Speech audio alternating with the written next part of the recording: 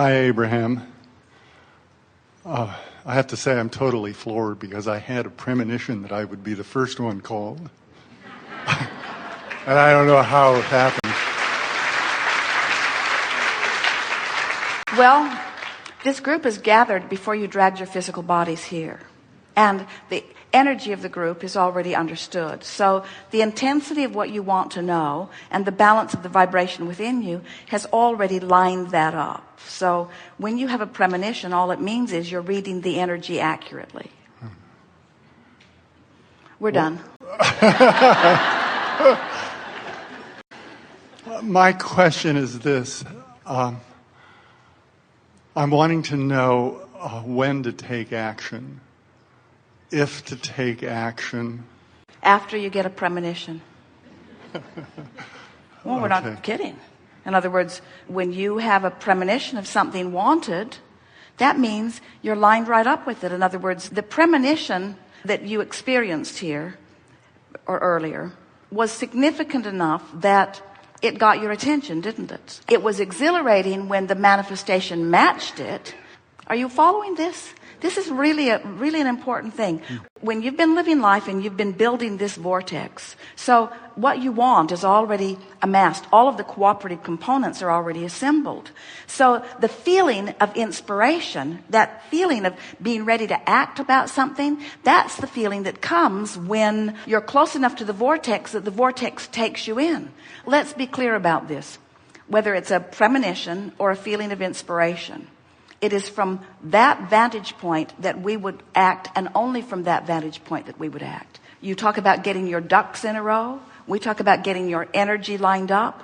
When you've been hovering on the edge of your vortex, or it's taken you in enough that you're vibrationally up to speed, that's when those inspirational thoughts begin to flow to you. And when those inspirational thoughts begin to flow, that's when to take action.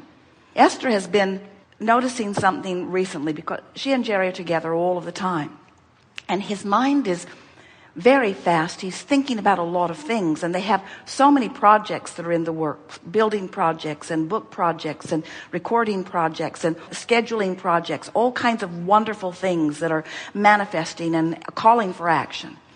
And what she's begun to notice is that when one or the other of them will have an idea, when Jerry will say, oh, we need to remember to call so-and-so about such and such, Esther is taken to snatching the phone up and making the call right then, if she can, because she knows that that is an inspired thought that has come to him. In other words, when it comes, that's because everything's lined up. The time is now. When that thought comes, now is the time to act on it. Don't write it on a list and then type it into your computer and then sort it by category and then prioritize it by A, B, C, D. The moment will pass.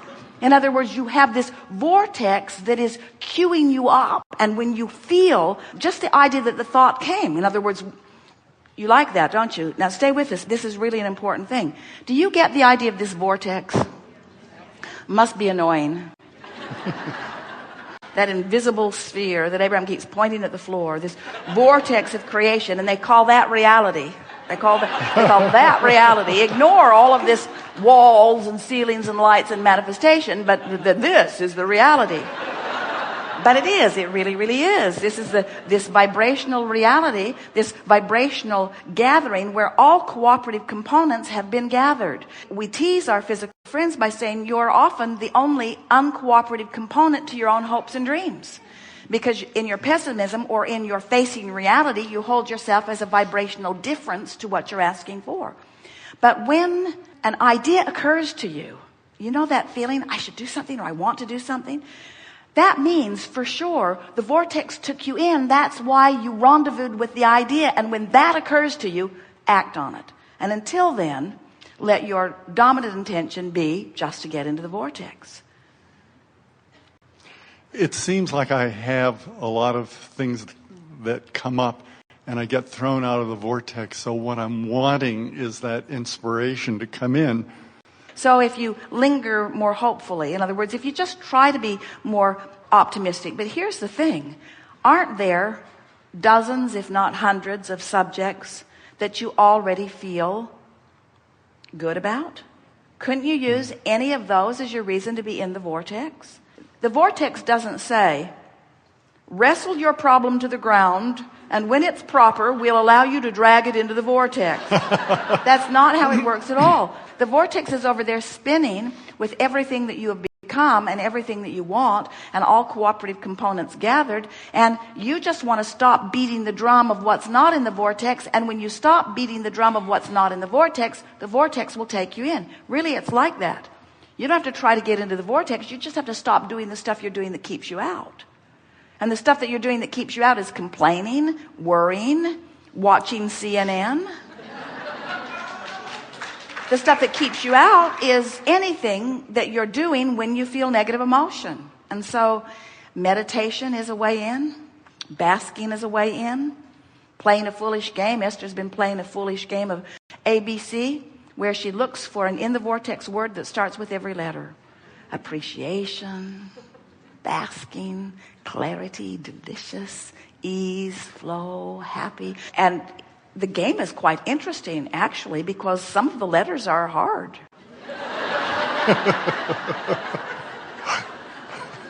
And you just can't focus on something like that and focus upon anything that holds you out of the vortex at the same time. So in you go, and a whiff of inspiration hits you. And then, if you're wise enough to know that inspiration means you are now a cooperative component, act on the inspiration that you felt. Now you're in the game, you see. We just want you to know that there's this huge energy that when you work in concert with it, then life is blissful. Esther's favorite alphabet words are ease and flow, ease and flow, ease and flow. When she found those words, ease and flow, she usually spends 2 minutes on ease and flow. Ease and flow. ABCD, ease and flow, ease and flow, ease and flow. It's just such a delicious contemplation, the ease and flow, because the engine is the vortex. The engine is the law of attraction. The engine is the larger source energy part of her. It's already done. It's present tense. Ease and flow. There's nothing that I have to do, but there's plenty that I want to do. In other words, when you do it because you want to do it, you know that you're in the ease and flow energy of the vortex. And when you do it because you have to do it, when you do it because you should do it, when you do it because somebody else wants you to do it, even Jerry and Esther, they really love each other and they are really involved in the same work. And when Jerry asks Esther to do something, when she's got something else on her mind, she'll do it.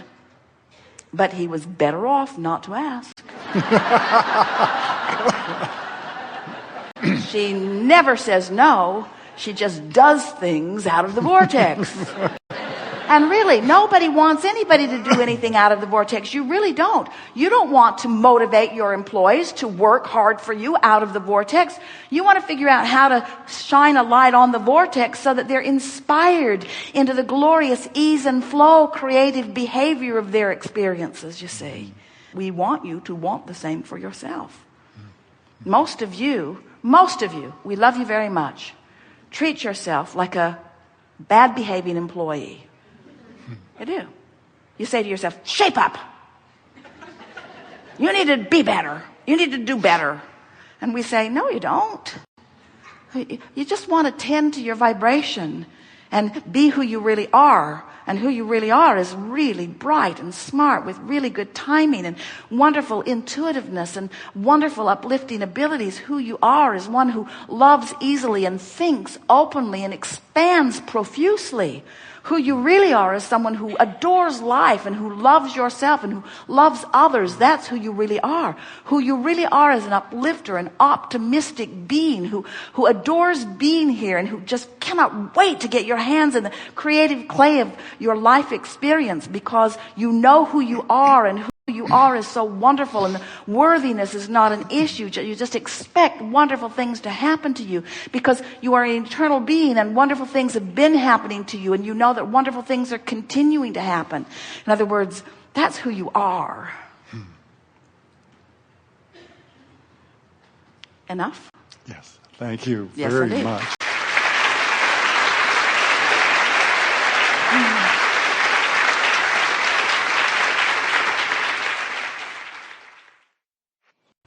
There's no assertion. Nobody is doing anything to you.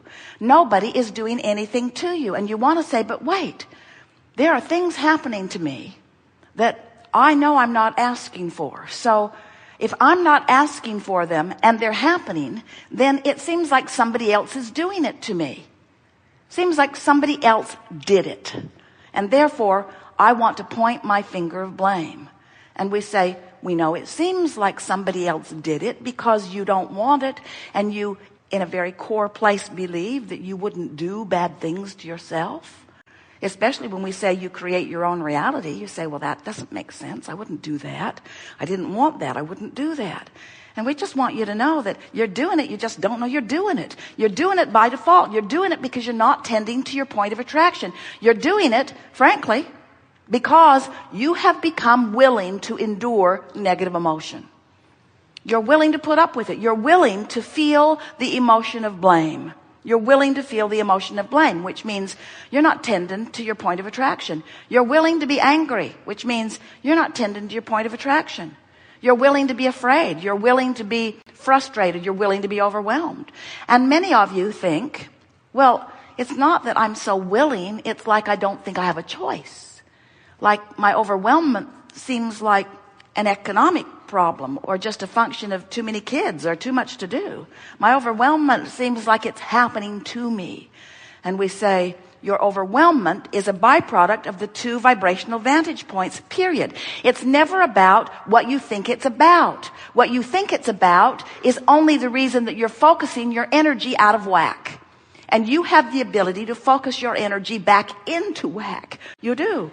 You can focus yourself into alignment. You can. But you got to care about how you feel, which means you got to care about your point of attraction, which means you got to care about how you feel, which means you got to care about your point of attraction, which means you got to care about how you feel, which means you got to care about your point of attraction. Which means you got to care about your point of attraction, your point of attraction, your point of attraction, you're doing it to you, your point of attraction, you setting up vibrations, you setting up vibrations which law of attraction is responding to, your point of attraction, your point of attraction, your point of attraction, your point of attraction. We think we need to make this point. It's your point of attraction. It's your point of attraction. No one is doing anything to you. No one is doing anything to you. You observed things happening and you train yourself into vibrational habits. That's what beliefs are. It's just a habit of thought. You train yourself into those patterns, and those patterns equal your point of attraction, but nothing happens to you outside your point of attraction. Esther made her placemat process this morning, and she only put a few things on her side of the placemat. Everything else she put on the universe's side of the placemat. She loves delegating and releasing to the universe. And as she was putting the items on her side of the placemat, do you know some of the things that she did not put on her to-do list were, keep my blood pumping through my body effectively today. She didn't put that on the list. Now you'd think it would be a big thing. Given how important that is, she did not talk about the aspects of her body. She did not talk to her nose and ask it to smell appropriately today. She did not counsel her taste buds. In other words, she didn't ask her liver to function well. She did not address any of the organs of her body. Can you imagine someone that lackadaisical in her things to do today list? She didn't put sun come up. She didn't put earth continue to spin in its orbit. She didn't put any of those things that are so essential to every moment of every day that you live. We think that you want to give it to us that the well-being is bigger than the problem in your bank account, or the well-being is bigger than the problem with the oil gushing in the Gulf. The well-being is huge. It's enormous. There is no way of even comparing.